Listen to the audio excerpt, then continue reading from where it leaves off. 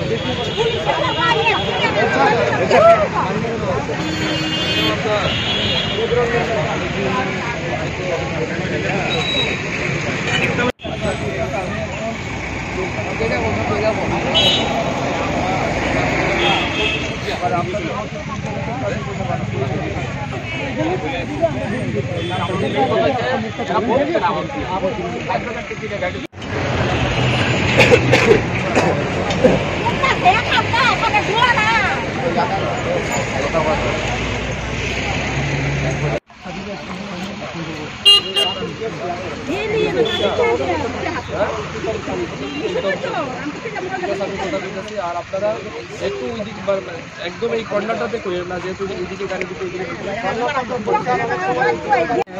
মুখের মধ্যে জলদি অ্যাক্সিডেন্টের কারণে আজকে আমাদের ওখানে একটা অ্যাক্সিডেন্ট হয়েছে সবাই আমরা গ্রামের সবাই এখানে বলছি যাতে স্যার মুখের এখানে ব্যারিকেড দেওয়া হয় আর গাড়িটা হচ্ছে খুব স্লো যায় এই কারণে আমরা দাবি করছি যে আমরা এখানে ব্যারিকেড দিই।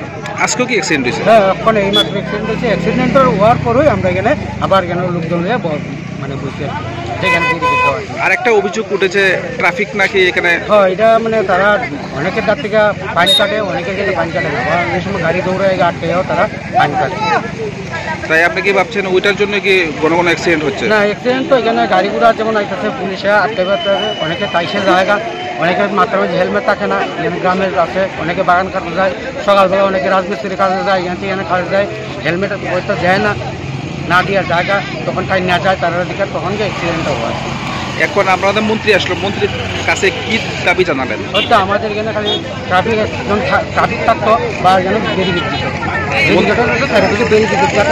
এখানে যাতে স্পিডটা কম হয়। এখানে মন্ত্রী কি আশ্বাস দিলেন?